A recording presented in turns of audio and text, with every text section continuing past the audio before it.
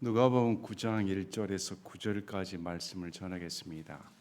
열두 사도를 파송하시는 장면이 나오는데 이 장면은 이제 9장에 잘 살펴보시면 열두 제자를 파송하신 다음에 헤롯이 예수님이 누구신가 이렇게 궁금해하는 장면이 언급되어 있고 그 다음에 오병이의 기적과 함께 헤롯이 궁금했던 그분이 누구신가에 대한 대답이 오병이의 기적 이후에 기록이 되었습니다. 그래서 9장의 전체적인 주제는 예수님이 누구신가 가르쳐주는 사건입니다. 그래서 제자들의 답을 통해 예수님이 그리스도시요 살아계신 하나님의 아들이십니다. 그 후에 변호사의 영광을 통해 예수님의 죽으심과 이제 하나님 아버지께서 대언자의 말을 들을 게 아니라 예수님의 말을 들어야 된다 이렇게 기록해 주심으로 우리가 현재 믿어야 할 또 들어야 할 말씀은 예수님의 말씀입니다.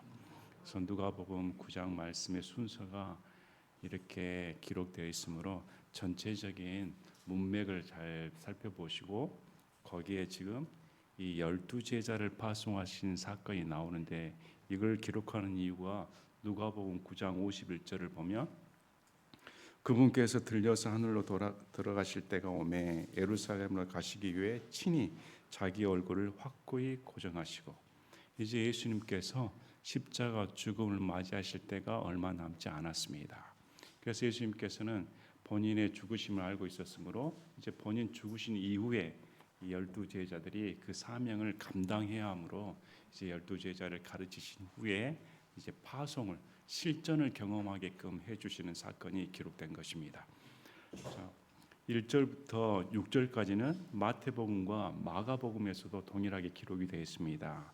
그 뒤에 그분께서 자기의 12제자를 함께 부르사 이전에 우리 예수님께서는 죽은 자를 고치시고 마귀 들린 자를 고치시고 또 풍랑을 잠잠케 하시는 기적의 역사를 베풀어 주셨습니다. 또 설교를 통해 예수님의 제자들은 어떤 삶을 살아야 될 것인가 가르쳐 주시기도 했습니다. 이제 제자들이 예수님께서 하신 대로 예수님께 배운 대로 이제 나가서 예수님을 증언하는 그런 이제 역할을 감당해야 합니다. 이제 12제자를 파송하는데 우리 지난 수련회 동안 12제자가 누구인가 살펴보지 않았습니까? 정말 성격들이 다양합니다. 나이 차이도 있고 학력 차이도 있고 신분 차이도 있습니다. 근데 각색의 12명이 함께 공동 생활한다는 것은 쉽지가 않습니다. 우리 가족 생활에서도 가족들끼리 마음이 안 맞아 서로 원수지간 되는 경우도 있습니다.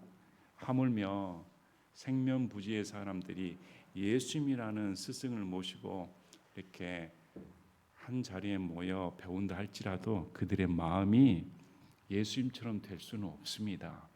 불협화음이 있을 수밖에 없고 서로 자기 자리 싸움하기에 급급했습니다.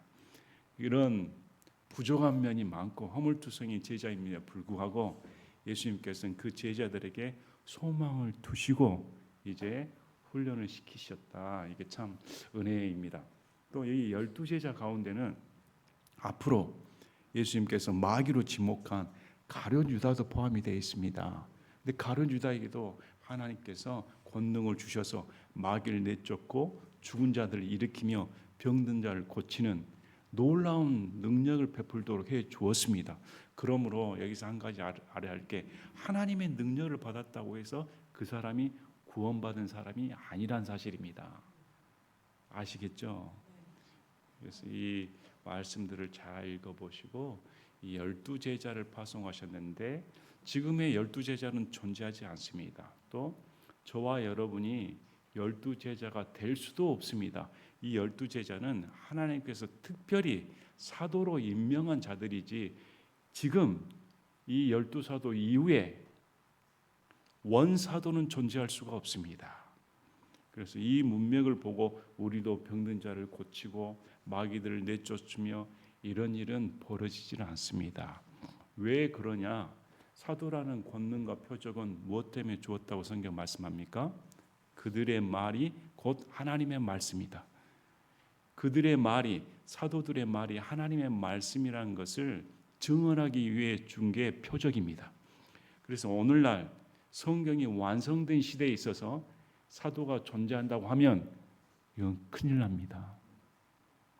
성경이 이미 완성되기 때문에 더 이상 이 말씀을 증언하기 위한 표적은 존재할 수가 없다는 것입니다. 그래서 이 말씀의 문맥을 잘 보시고 착각하시면 안 됩니다. 12제자도 이렇게 했으니까 우리도 제자된 삶을 통해 병든 자를 고치고 마귀를 내쫓고 이렇게 신앙생활을 해버리면 큰 오해에 빠져버립니다. 하나님은 그런 목적으로 주시지 않으셨으니까. 우리 요한복음에 보면 17장에 제자들을 위한 기도를 들어보지 않았습니까? 이 제자들을 통해 앞으로 복음을 듣게 되는 저와 여러분을 위해서도 예수님이 기도를 하십니다. 전부 다 믿는 자를 위한 기도입니다. 큰 은혜가 되지요. 자, 그래서 그 뒤에 자기 12제자를 함께 부르사 그들에게 모든 마귀들을 제압하고 질병들을 고치는 권능과 권위를 주신 뒤 이 12제자에게 마귀들을 제압하고 질병들을 고치는 권능과 권위를 주셨습니다. 주신 분이 누구시라고 말합니까? 예수님입니다. 예수님께서 직접 주신 것입니다. 기도하고 주신 게 아니라 예수님으로부터 받은 겁니다. 자, 하나님의 왕국을 선포하며 병든 자들을 고치게 하려고 그들을 보내시며 그렇게 하신 이유가 하나님의 왕국을 선포하며 병든 자를 고치게 하기 위해 이런 권능과 권위를 주셨다 이렇게 말씀을 합니다. 우리 동일한 장면이 마태복음 10장 8절부터 11절까지 있는데 병든 자들을 고쳐주고 나병 환자들을 정결하게 하며 죽은 자들을 일으키고 마귀들을 내쫓되 너희가 거저 받았으니 거저 주라. 병든 자를 고칠 뿐만 아니라 나병 환자 또한 정결하게 하라고 말씀하셨습니다. 당시 나병은 저주의 상징이었습니다.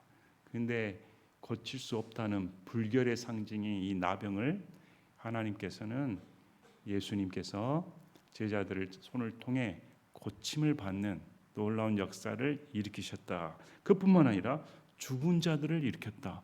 놀랍지 않습니까? 예수님뿐만 아니라 제자들에게도 죽은 자들을 살리는 놀라운 권능을 부여해 주셨습니다.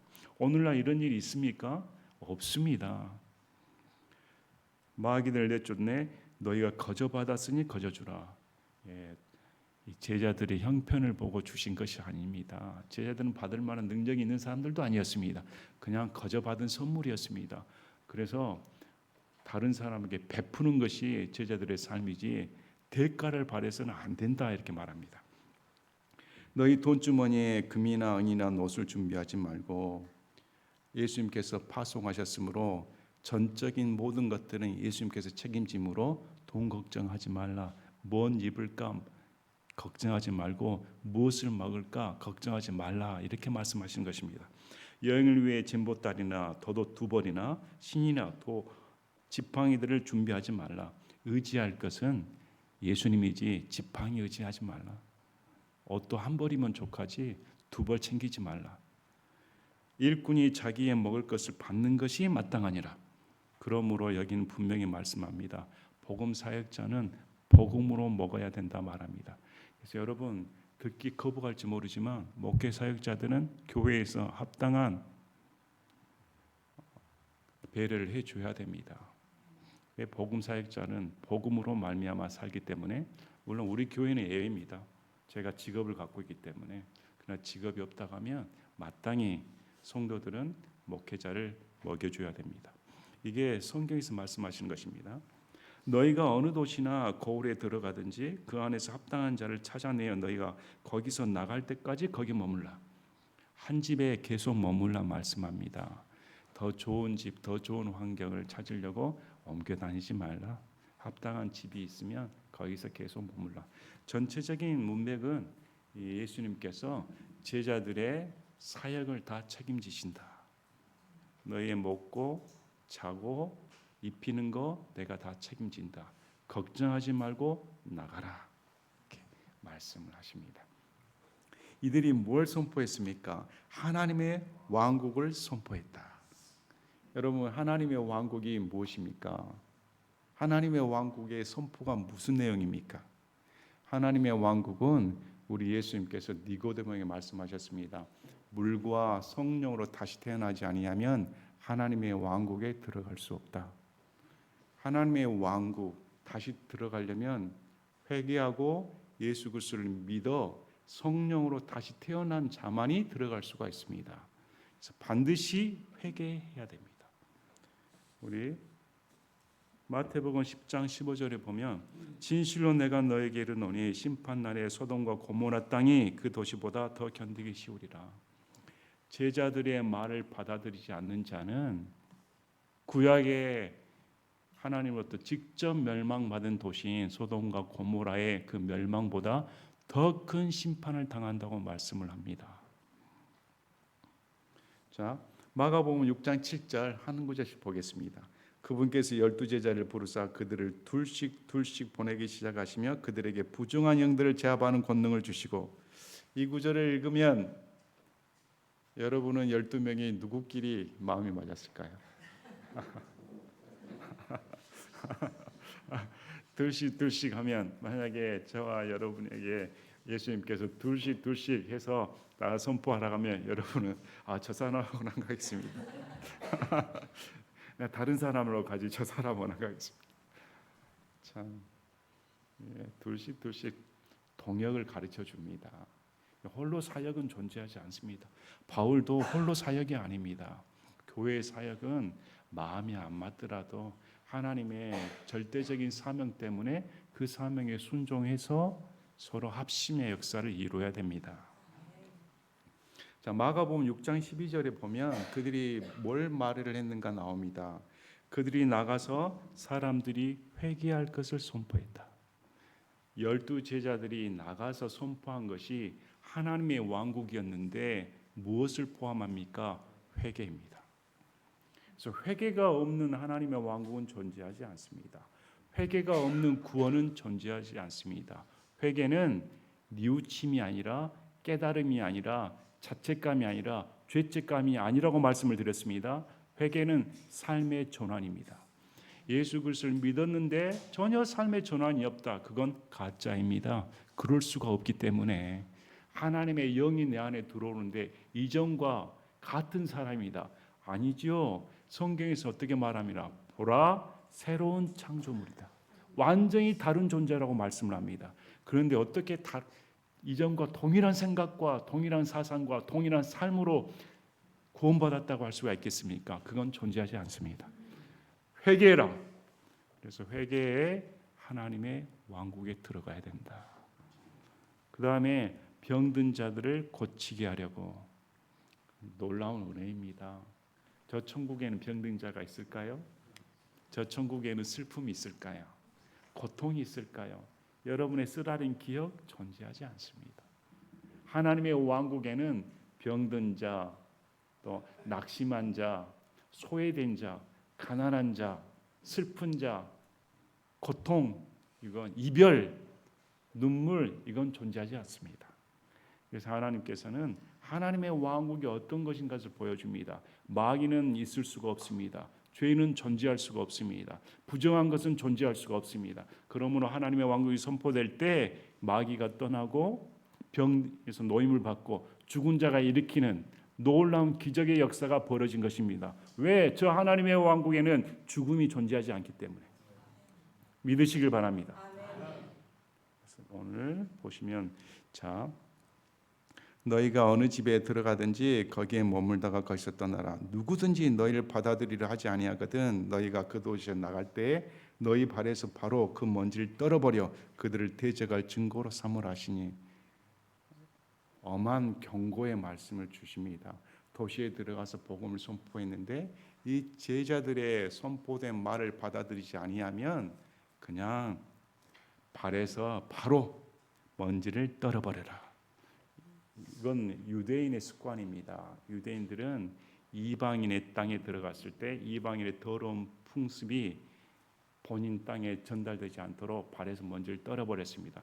이 상징적인 의미는 지금 복음을 받아들이지 않는 너희는 이방인과 다름없다. 불결하다.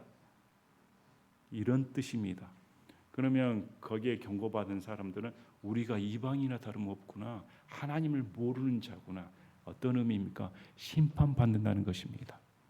그래서 그것을 과감하게 먼지를 떨어버려 증거로 삼아라. 그 심판은 소돔과 고모라가 당한 심판보다 더 큰 심판을 받는다. 우리 하나님의 말씀을 가볍게 여기서는 안 됩니다. 하나님의 말씀은 두렵습니다. 제자들을 통해 선포된 말씀은 하나님의 두려움을 드러냅니다. 우리 구약 말씀을 읽고 있지 않습니까? 구약의 말씀을 잘 읽어보시면 하나님께서 믿는 자, 하나님을 따르는 자들에게 강조하는 점이 있습니다. 무엇일까요? 하나님을 두려워하는 것을 배워라. 이것을 하나님을 사랑하는 것이 아닙니다. 하나님을 두려워하는 것을 배워라. 하나님을 두려워해야 율법을 지키고 죄를 멀리하며 자신을 거룩하게 하고 하나님을 사랑할 수가 있습니다. 두려움이 먼저입니다. 두려워하는 자가 하나님을 사랑합니다.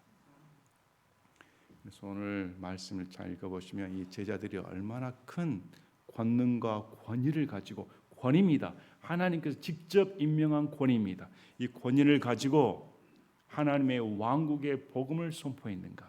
또 이를 통해 믿는 자는 구원을 받아 하나님의 왕국이 들어가는 놀라운 구원의 역사가 일어났다는 사실입니다. 참 감사하지 않습니까? 1월 1일이 되었습니다. 1월 1일이 되었는데 제게 참 하나님께서 은혜를 베푸셨다 생각이 듭니다. 우리 큰형님이 전화가 와가지고 이숙이 위독하시다 이렇게 제가 연락을 받아, 이숙 어제까지 우리 병원에 오시고 건강하셨는데 벌써 위독하셨나? 그래서 제가 전화를 드렸더니 상황이 좋지 않다.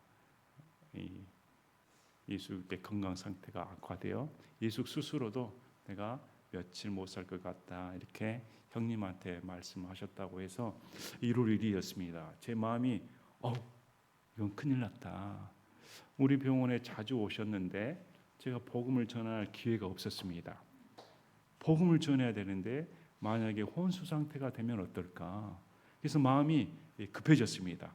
제가 의사다 보니까 응급을 다룰 때가 있습니다. 응급은 만사 제쳐놓고 다 의사들이 달려갑니다. 이거는 응급입니다.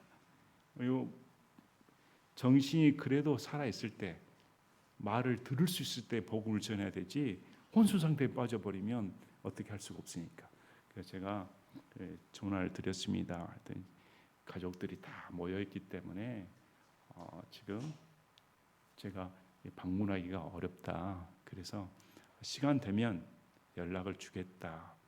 이렇게 연락을 받았습니다. 그래서 제가 가서 복음을 전해야 되는데 식구들이 다 모여 있으니 마음이 얼마나 저도 부담이 되죠. 다 불신자들인데 한 사람 빼고. 그런데 감사하게도 다시 전화 와가지고 7시에서 8시 사이에 방문했으면 좋겠다. 그래서 저랑 아내랑 우리 갔습니다. 가가지고 갔더니 이제 식구들이 다 모여서 또 우리 이수께서는 말이 많이 어눌해지셨습니다. 분명하지 않으시고 그래서 속으로 얼마 남지 않았구나. 근데 식구들이 다 모여 계시니까 제가 복음을 전하겠습니다. 이게 안 되는 거였습니다. 그래서 마음이 조마조마해가지고 어떻게 기회가 안 생기나 하고 서성서성되고 있었는데 우리 믿는 누나가 제 모습을 보고 목사님이 오셨으니까 기도 부탁해야겠습니다. 이렇게 그래서 잘됐다. 기회가 왔다 싶어서 제가 그러면 제게 시간을 주시길 바랍니다. 그리고 여기 계신 분들 다 나가시길 바랍니다. 다 내보내고 저랑 아내랑 믿는 누나, 사촌 누나 한 분이랑 이렇게 모여서 이제 복음을 전했습니다. 제 아내는 복음을 전하십시오. 복음을 전했지요. 참 그 누나는 약 45년 전에 저에게 전도했던 분입니다. 45년 전에 제가 중학교 때 저는 1살 차이니까 재석아 너 하나님 믿고 교회 다녀 이렇게 전도했던 그때 제가 누나 잘 믿으세요. 나는 관심 없으니까 이랬던 사람이었는데 45년 가까운 세월이 지난 후에 여러분 생각해 보시기 바랍니다. 그 누나가 저에게 목사님이 오셨으니까 지금 기도 부탁드립니다. 참 하나님의 역사는 신기하다 생각이 듭니다. 우리는 앞날을 모릅니다. 현재 이숙이 누워 계시는데 어눌하십니다. 근데 이게 응급이기 때문에 제가 복음을 전해야 됐습니다. 근데 이숙의 인품이 정말 훌륭하십니다. 정말 훌륭하기로 소문났습니다. 우리 직원들도 이숙이 돌아가신다는 소식을 듣고 울었습니다. 병원 오실 때마다 항상 친절하고 웃어주고 이런 모습을 보셨기 때문에 그 모습이 선해서 많이 아쉬웠기 때문에 그런 분이셨습니다. 그러나 저는 응급이고 응급은 달콤한 말이 필요하지 않습니다. 응급이면 살려야 됩니다. 여러분 사람을 살리려면 어떻게 해야 될까요? 달콤한 속삭임, 하나님은 당신을 사랑하십니다. 천국이 있습니다. 이런 소리로는 구원 못 받습니다. 여러분 어떤 소리가 구원을 받습니까? 당신은 죄인입니다. 쉽지 않은 말이죠. 누워 계신 분한테 제가 이수 앞으로 죽으면 천국과 지옥이 있는데 이모가 10년 전에 먼저 가 계십니다. 근데 그 이모를 만나려면 예수를 믿어야 됩니다. 근데 믿는 데 조건이 있습니다. 이숙이나 저나 누나나 제 아내나 전부 다 죄인입니다. 그래서 예수님을 믿지 아니하면 다 지옥 갑니다. 심판이 있습니다. 죽음으로 끝이 나지 않습니다. 죽음 이후의 세계가 있는데 죽음 이후의 세계를 가려면 천국에 가시려면 예수님이 내 죄를 위해 죽으셨고 내 죄를 용서하셨다는 사실을 믿으셔야 됩니다. 나는 죄인이고 이 죄를 용서해 주신 분은 예수님입니다. 이래야 천국 갈 수 있습니다. 그랬죠. 어떤 일이 벌어졌을까요? 그래서 이수 예수님이 주님이심을 믿습니까? 어떤 일이 벌어졌을까? 자, 말이 잘 어눌어눌하십니다. 잘 못하시는 분이 우리 나가 계신 분들이 거실에 가족들이 있었습니다. 근데 쩌렁쩌렁쩌렁하게 아멘을 3번 부르셨습니다. 이건 아멘, 아멘, 아멘! 이런 목소리로 진짜 모든 사람이 듣게. 거기서 끝나지 않았습니다. 두 손 들고 감사합니다. 감사합니다. 거기다가 딴 세상이 온 것 같다. 내가 처음 들어본 말이다. 그분은 교회를 다니셨던 분이셨습니다. 가끔. 근데 저에게 이런 소리는 처음 들었다. 감사합니다. 그리고 그분이 기력을 회복하셔서 앉으셨습니다. 식구들이 와서 아멘 소리를 들었다. 저나 이제 누나나 이 누나는 이 자기 아버지 구원을 위해 기도하시던 분이셨습니다. 구원 받아야 되는데 예수님 믿어야 되는데 얼마나 마음이 그랬겠을까. 그래서 제가 새해 첫날 누나랑 제 가족에게 큰 선물을 주셨다. 여러분 한 혼이 지옥 가지 않고 천국 갑니다. 이것보다 더 중요한 게 어디 있습니까? 이것보다 더 큰 선물이 어디 있을까요? 저나 제 아내가 감격한 것은 그 자리에 있었다는 거. 이 혼이 하나님을 믿게 되다니 이건 기적입니다. 여러분 내가 죄인입니다. 예수님이 내 죄를 용서해 주셨습니다. 이게 쉽게 고백이 될 수 있을까요? 안 일어납니다. 근데 하나님의 역사 가운데 이런 역사가 일어나니 얼마나 감동스러운지. 누나도 울고 저도 울고 우리 아내도 울고 얼마나 기뻐서 얼마나 감사한지. 그리고 이제 우리 이숙이 앉아 계시고 식구들이 모였습니다. 식구들은 얼굴에 빛이 나고 얼굴이 밝아지고 너무 좋다. 그런데 제 마음 가운데는 이제 돌아가시겠구나. 이제 돌아가신다 생각하고 너무 하나님께 감사하고 그때가 1월 1일이었습니다. 목요일이죠. 이제 금요일이 되었습니다. 금요일 제가 근무를 하니까 금요일 날 근무를 하는데 제 마음 가운데 이 애틋함이 어떻게 감동이 일어나는데 너무 이 이숙에 대한 애틋함이 막 용솟음치는 거였습니다. 야, 왜 이러지?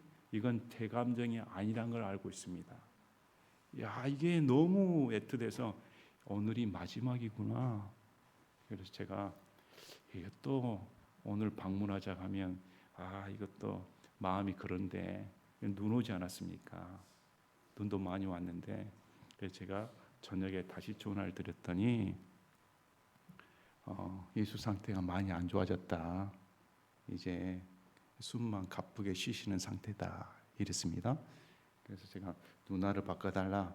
그래서 제가 기도하고 싶은데 어떻게 할까 했더니 그러면 오늘은 눈이 오고 저녁이니까 토요일 날 근무 끝나고 오면 되지 않겠는가 했더니 아니요.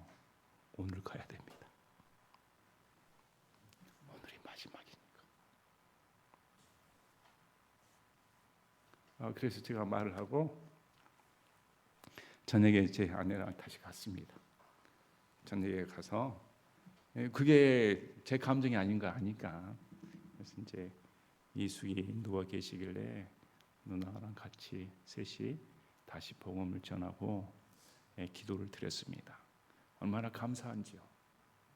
들려줄 수 있다는 것, 또 복음을 받아들일 수 있다는 것.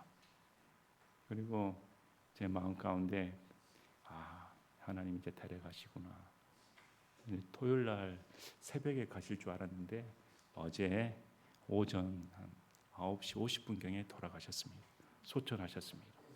소천하셨다는 소식을 듣고 참 하나님께 감사하다 하고 제 아내는 어제 이제 장례식장에 갔습니다.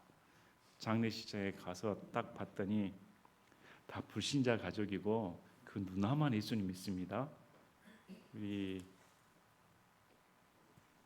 영정 사진 앞에 어떤 문구가 적어져 있을까요? 성도 누구? 참 얼마나 감사합니까? 여러분 얼마나 감사합니까? 이 세상에 그런 호칭을 붙여줄 수가 있습니까? 성도라는 호칭은 예수님만이 주실 수가 있습니다. 구원받은 자만이 얻을 수 있는 것입니다. 얼마나 감사한지요. 그래서 새해 보면서 참 하나님께서 놀라운 구원의 선물을 주셨다. 우리가 믿는 이유가 뭡니까? 제자들이 파송된 이유가 뭘까요? 구원입니다. 죄로부터 회개하고 돌이켜 예수를 믿어 천국 가는 것입니다. 그보다 더 중요하고 그보다 더 절박한 상황은 존재하지 않습니다. 우리 새해에는 가족들 위해 기도 많이 하시길 바랍니다. 하나님께서는 기도를 들어주시고 반드시 응답하신다. 그 불신자 가정에서 누나의 기도를 들으시고 하나님께서 저를 사용하여서 그런 역사를 일으키신 것입니다. 얼마나 감사한 일입니까? 자, 이제 7절부터 9절까지 보시면 한편 사본 영주 헤롯이 그분께서 행하신 모든 일에 대하여 듣고 당황하였으니 이는 어떤 이들은 요한이 죽은 자로부터 일어났다고 하고 어떤 이들은 엘리야가 나타났다고 하며 다른 이들은 옛 대언자들 중 하나가 다시 일어났다고 하였기 때문이더라. 헤롯이 이르되 요한은 내가 복을 배웠는데 이 사람이 누구이게 그에 대한 그러한 일들이 내게 들리는가 하며 그분을 보기 원하더라. 헤롯 안티파스입니다. 헤롯 안티파스가 이런 놀라운 기적의 예수님의 기적 소리를 듣고 제자들의 기적 소리를 듣고 도대체 이분이 누구인가? 내가 분명히 침례자 요한의 목을 뱉는데 그 요한이 다시 살아났단 말인가? 아니면 옛 대언자들 중에 누가 다시 부활해서 일어났단 말인가? 이 말의 의미는 뭘까요? 과연 예수님이란 존재가 누구인가? 그리고 그 뒤에 답이 제자들의 입에서 나오는 것입니다. 그분이 그리스도시고 살아계신 하나님의 아들이십니다. 누가복음 23장 8절에 보면 8절부터 11절까지 헤롯이 예수님을 보고 크게 반가워하니 이는 그가 그분에 대해 많은 것을 들었으므로 오랫동안 그분을 보기 원하였고 또 그분께서 행하시는 어떤 기적을 보기를 바랐기 때문이더라. 그때 그가 많은 말로 그분께 물었으나 그분께서 아무것도 그에게 대답하지 아니하시니 수제사장들과 서기관들이 서서 맹렬히 그분을 비난하더라.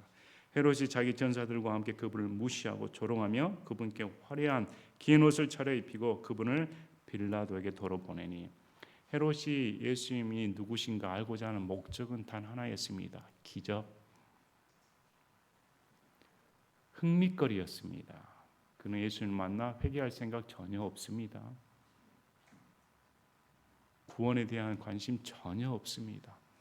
우리가 교회를 왜 다닐까요? 여러분은 교회 다니면서 예수님이 누구시라고 생각합니까? 기적을 가져다 주시는 대언자로 생각합니까? 그 예수님이 누구십니까? 십자가에 달려 저와 여러분의 죄를 위해 죽으신 분이십니다. 그분은 우리에게 병을 고쳐주시러 오신 분이 아닙니다. 그분은 저와 여러분의 영적인 유익을 위해, 육적인 유익을 위해 오신 분이 결코 아닙니다. 그분은 저와 여러분의 죄 문제를 해결하기 위해 오신 분이십니다. 예수 그리스도를 믿는 순간 더 이상 죄와 사망의 세력은 우리에게 오지 않습니다. 제가 이숙에게도 계속 말씀하셨습니다. 죽음을 두려워하지 마시길 바랍니다. 죽음은 이제 이모를 만나러 가는 순간입니다. 예수님과 함께 영원히 함께하는 순간입니다. 두려워할 필요가 전혀 없습니다. 이건 잠시 잠깐 받는 고통이지 이 육신의 장막을 벗어버리면 이제 더 이상 슬픔도 존재하지 않고 이별도 없으며 눈물도 존재하지 않는 고통이 없는 천국에서 영원히 살게 됩니다. 저와 여러분도 마찬가지입니다. 예수 그를 믿는 순간 더 이상 죄와 사망의 세력은 우리에게 허용되지는 않습니다. 지금 이 순간 죽는다 하더라도 저와 여러분이 예수 그리스도를 믿어 구원받은 사람이라면 바로 천국입니다. 그래서 오늘 말씀을 읽어보시고 참 제자들을 통해 또 말씀이 기록되어 우리가 성경의 말씀이 곧 하나님의 말씀이라는 사실을 받아들이고 이 말씀이 우리의 혼을 살린다. 또 성경을 통해 예수님이 누구신가 다시금 깊이 생각해보는 저와 여러분 되시기를 진심으로 바랍니다. 제가 기도하고 마치겠습니다.